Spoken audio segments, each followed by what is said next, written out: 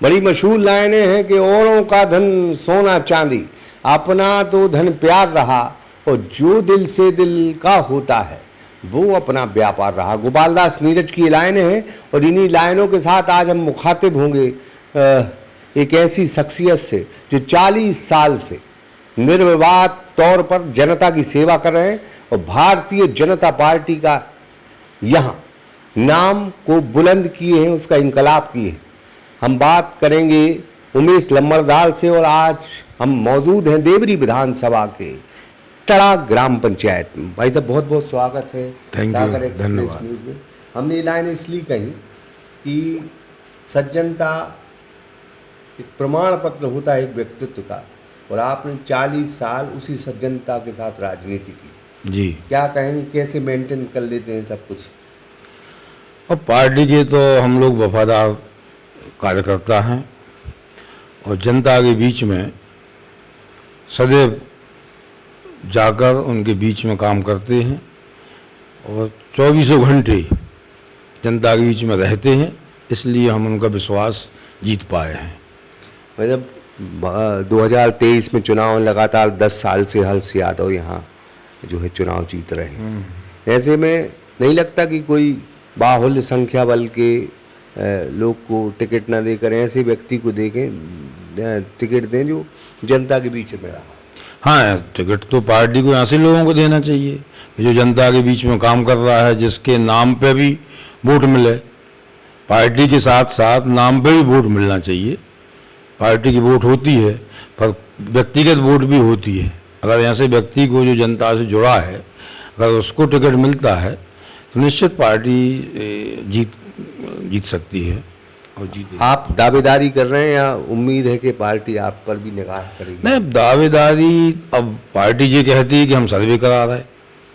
अगर सर्वे कराया है तो सामने आएगा सर्वे, उसमें अगर हम हैं कहीं तो पार्टी का मौका देगी तो हम चुनाव लड़ेंगे। ये केसली ब्लॉक आदिवासी बाहुल्य क्षेत्र और आप आदिवासियों के बहुत करीबी, तो कैसे सब कुछ अगर भाजपा पर टिकट देती है तो ये जो वोट है ये कांग्रेस का वोट है, क्या भाजपा की तरफ मूव कर सकता है वोट? भाजपा की तरफ मूव कर सकता है क्योंकि हमारे यहाँ भी कोलखंड है। हाँ।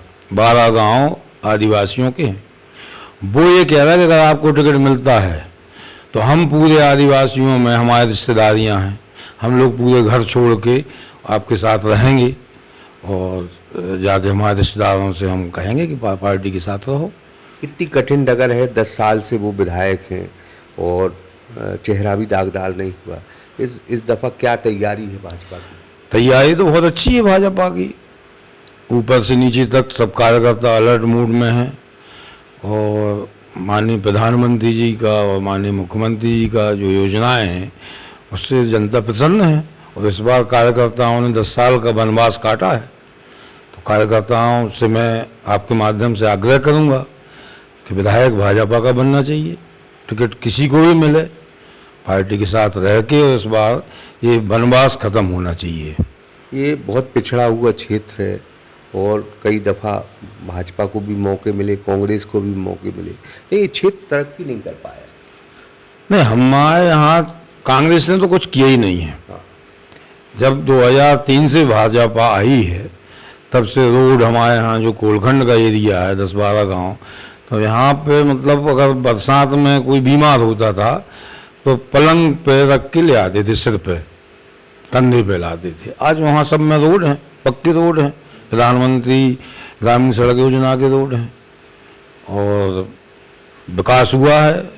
अभी मतलब एक जोलनपुर में बांध बना, यहीं कोलखंड में एक तुलसी पार में स्वीकृत हो गया, उसका भी टेंडर हो गया। एक जुनिया में बांध बना 2003 के बाद, जब उसके पहले कुछ नहीं था, रोड ही नहीं थे। एक जो गौरझामा से सियरमा रोड है, आज वहाँ 10 बसें चल रही भोपाल के लिए, इंदौर के लिए। ये भाजपा की देन है। भाजपा में 1 लाख वोट के करीब केसली ब्लॉक में है और 1,20,000 के तकरीबन देवरी में। क्यों भाजपा इस क्षेत्र के किसी भी मतलब दमदार चेहरे को टिकट नहीं देती? यहाँ केसली ब्लॉक में अभी तक कोई भी व्यक्ति को टिकट नहीं मिला। देवरी से ही टिकट मिलता रहा है। तो यहाँ के लोग ये चाहते हैं कि हमारे क्षेत्र का विधायक बने तो हमारी जान पहचान हो, हम जाके उसके पास बात कर सकें।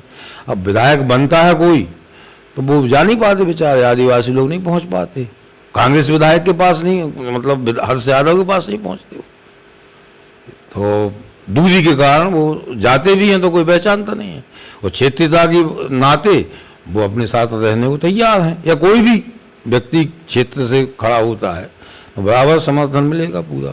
संगठन ये सोच रहा है कि बहुत अच्छे कार्यकर्ता को यहाँ उतारा जाए ताकि जो आप कह रहे थे वनवास खत्म हो वो हो सके। तो लगता है कि एक अच्छे कार्यकर्ता को भाजपा अब इस बार उतारेगी मैदान में। अब कोशिश तो चल रही है, मंथन दिल्ली में चल रहा है, भोपाल में चल रहा है। अब क्या मंथन चल रहा है, सही में ही अच्छा आदमी उतार रही है भाजपा या किसी दबाव में कुछ हो रहा है या गुटबाजी चल रही है, तो वो ऊपर वाले जाने, हाईकमान जाने। हम लोग तो छोटे कार्यकर्ता हैं, देख रहे हैं तमाशा। 25-26 का दावेदार घूम रहे हैं देवरी में। हाँ, 25-26 दावेदार घूमेंगे, फिर ये भीतर घात करेंगे तो उसमें तो फिर वो कांग्रेस की सीट आएगी, उसके खिलाफ कार्रवाई होना चाहिए। जैसे पिछले बार भाजपा हारी, हमने मुद्दा उठाया कि इनके खिलाफ कार्रवाई, लिस्ट मंगाई भोपाल में कि किन्ने आपके साथ मतलब धोखा किया, तो लिस्ट तो मंगाई पर उनके खिलाफ कार्रवाई नहीं हुई, इसलिए लोग उठते गए कि चलो कार्रवाई होना नहीं, इनको निपटा दो। तो कार्रवाई अगर भाजपा करती है, जैसा मतलब भाजपा का उद्देश्य रहा है, पृष्ठभूमि रही है कि कोई अगर गलत कर रहा है तो उसके खिलाफ कार्रवाई हो, निष्कासन होना चाहिए, ये कुछ हुआ नहीं है। चिल्ला रहा है, सब चिल्ला रहा है, रेहली तरक्की कर गई, खुलई, ये सब। देवरी का नंबर कब आएगा? अब देवरी का नंबर जब आएगा, जब जनता भाजपा को का विधायक लेके आएगी। अब वहाँ मंत्री हैं, बड़े बड़े मंत्री हैं, वो तो अपने क्षेत्र में काम कर रहे हैं। देवरी विधानसभा कचरे में पड़ी है, ना यहाँ कोई ऊपर के लोग या मंत्री या अन्य लोग इस तरफ ध्यान नहीं दे रहे। तो हम लोग भी ये सोचते हैं कि जब हम जिता ही नहीं पा रहे हैं विधायक, तो भोपाल जाते हैं तो वो भोपाल में कहते हैं तुम विधायक नहीं बना पा रहे अपना। भाई जब हमने अभी खबर लगाई थी जिसमें ये सवाल खड़ा किया था कि शिवराज सिंह चौहान जन आशीर्वाद यात्रा में आते हैं, खुरई आए, सुर्खी आए, लेकिन हारी हुई विधानसभा 2 है, देवरी और बीना, देवरी और बंडा। वहाँ आते तो कुछ फर्क पड़ता कि नहीं? बिल्कुल फर्क पड़ता, और ये देवरी में तो आना ही चाहिए, बंडा में आना चाहिए, देवरी में आना चाहिए। पर मंत्रियों महोदय जो हैं उनका दबाव जो है वो शिवराज जी पे है, तभी तो उन्होंने मतलब कार्यक्रम बन गया था देवरी का, शाम को 7 बजे निरस्त कर दिया गया। अब यहाँ कोई नेता नहीं है ऐसा कि उनसे निवेदन कर सके नहीं आपको देवरी आना था। और हम माननीय मुख्यमंत्री जी के मतलब उस निर्णय से मतलब संतुष्ट नहीं है कि उन्होंने अन टाइम पे देवरी का कैंसिल कर दिया और कार्यकर्ता सब तैयार रहे, तो उसमें जो भी जैसा हुआ हो, कहाँ से क्या हुआ, उन्होंने रद्द कर दिया कार्यक्रम। ये मैंने खाना बदोश टाइप की ज़िंदगी हो गई कार्यकर्ताओं की यहाँ। न भोपाल में कोई पूछने वाला है, मंत्रियों के दरबारों में भी खड़े रहो, कोई पूछने वाला नहीं। यहाँ इस क्षेत्र को लगभग जो एक तरफ साइड कर दिया, तो कार्यकर्ताओं का मनोबल गिर रहा है क्या इससे? कार्यकर्ताओं का मनोबल गिर रहा है, और जो बड़े नेता हैं, जो टिकट मांगने वाले हैं, वो तो मौज में हैं, उनके लिए कोई दिक्कत नहीं है। आएगा टिकट मिलेगा तो ठीक है, नहीं मिलेगा तो हमें वोट नहीं देना है। कार्यकर्ता पिस रहा है, जबकि कार्यकर्ता भाजपा का काम करने को तैयार है, पर टिकट भी ऐसे आदमी को मिले जिसके कारण सब मतलब बैठ के शांति से अपना काम करें, नहीं तो अपने अपने घर बैठ जाएं, कोई मतलब नहीं है। तो कार्यकर्ता तो आज भी तैयार है, पर जो बड़े लोग हैं 10-20-25 लोग, जिसको मन आ रहा वो टिकट मांग रहा है, कोई कहने वाला नहीं कि भैया तुम अभी 2 साल से 4 साल से राजनीति में आए हो, क्यों टिकट मांग रहे, समय मिलेगा आएगा। तो भाजपा का कार्यकर्ता तैयार है, मजा मार रहे हैं जो टिकट मांग रहे हैं वो।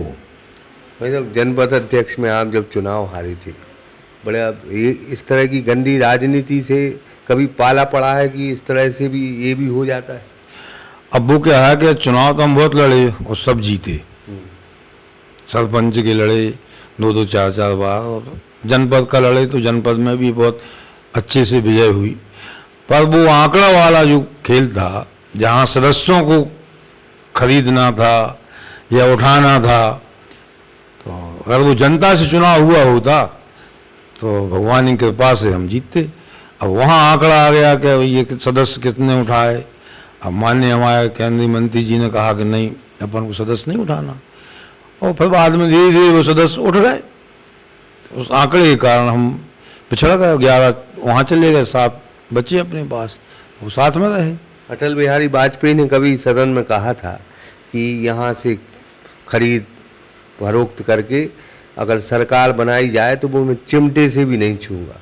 तो कि यही कारण रहा कि आप उसी तर्ज पे चले हैं, क्योंकि वो भी हमारे बहुत बड़े नेता थे और वो हमेशा हम लोगों को बताते रहते थे, तो उसी तर्ज पे अपन चले कि भाई हमें इस प्रकार से नहीं करना। और अगर वो जनता से चुनाव होता तो कोई हारने वाला नहीं था, पर अब वो आंकड़ा था और धीरे धीरे वो सदस्य धीरे उठते गए।